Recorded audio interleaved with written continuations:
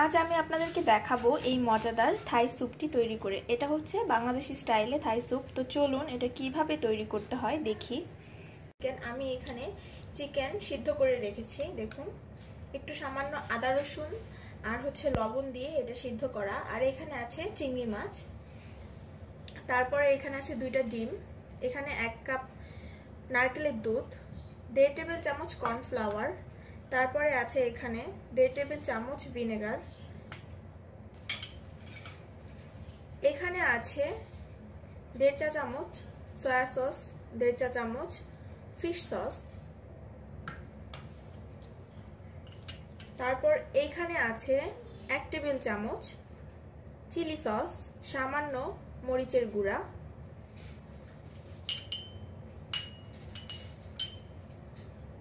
এখানে আছে tomato ketchup 1.5 চা চামচ, আর এখানে আছে 1 চা চামচ লেবুর রস, এইখানে আছে 1 চা চামচ আদার বাটা, আর এখানে আধা চা চামচের থেকেও একটু কম রসুনের বাটা, 2টা চিকেন স্টক কিউব, আর আছে এখানে গালাঙ্গাল। এটাকে গালাঙ্গাল বলা হয়, আবার অনেকে এটাকে থাই জিঞ্জার নামেও চিনে। তো এইটা হচ্ছে পেঁয়াজ, কয়েকটা কাঁচামরিচ, আর এখানে আছে কিছু লেমন গ্রাস। আমি দেখুন এমন করে কেটে নিয়েছি।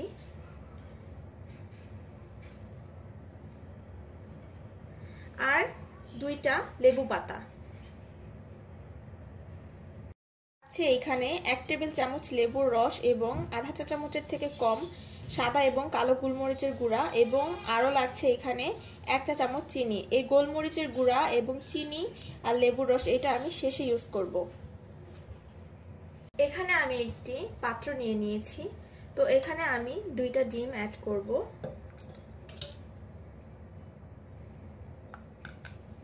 তারপরে অ্যাড করব কর্নফ্লাওয়ার, স্বাদ মতন লবণ,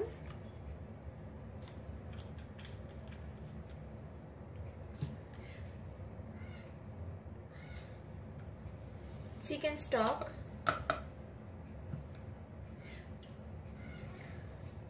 ফিশ সস, সয়া সস, লেবুর রস, টমেটো কেচাপ, তারপরে চিলি সস, চিলি পাউডার, আদা রসুন বাটা, কোকোনাট মিল্ক,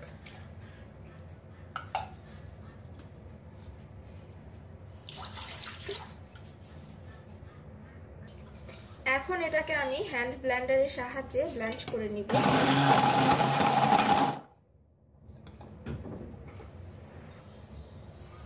অ্যাড করছি ভিনেগার,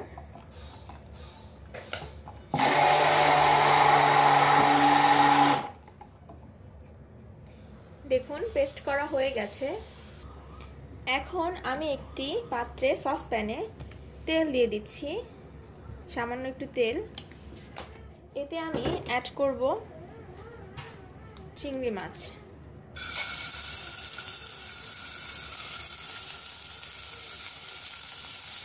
আর অ্যাড করব পেঁয়াজ,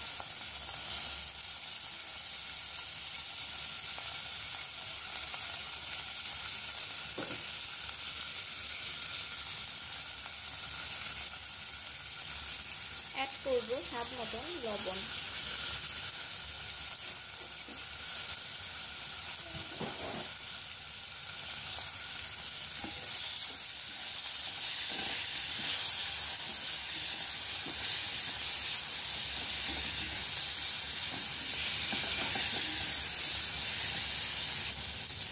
চিংড়ি মাছটা সিদ্ধ হয়ে গেলে আমি চুলাটাকে অফ করে দিব। তো আমার চিংড়ি মাছ আর পেঁয়াজটা দেখুন, চিংড়ি মাছটা হলুদ হয়ে গেছে আর হচ্ছে পেঁয়াজটাও একটু নরম হয়ে এসেছে। এখন আমি চুলাটাকে অফ করে দিব।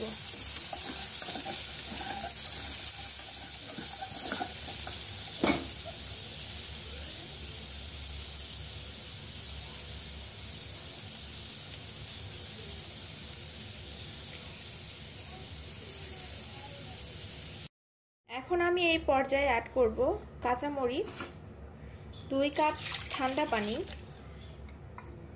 একটু নেড়ে দিব। অ্যাড করব লেবু পাতা, গালাঙ্গাল এবং লেমন গ্রাস।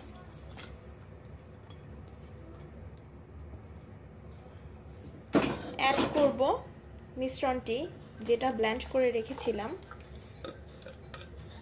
এখানে প্রায় মিশ্রণটি হয়েছে 300 গ্রাম। এখন আমি একটু ভালো করে নেড়ে দিব।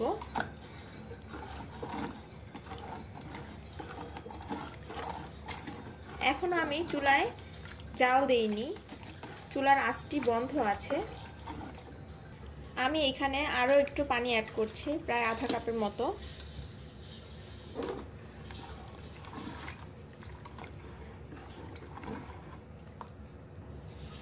এখন আমি চুলাটাকে অন করে নিয়েছি এবং অনবরত নাড়তে হবে স্যুপটাকে।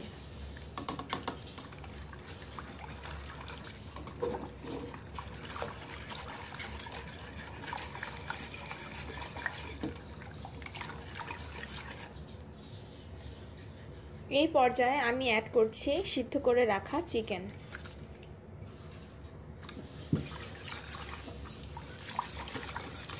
ভালো করে সবসময় নাড়তে হবে, না হলে ডিমের কারণে স্যুপটা ফেটে যেতে পারে, কিন্তু বাংলাদেশি স্টাইলের এই স্যুপটা ফাটা যাবে না।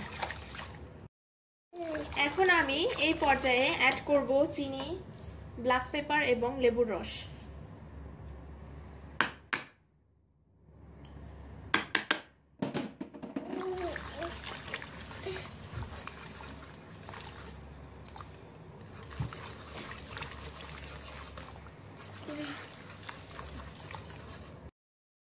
এখন আমি চুলাটাকে অফ করে দিব।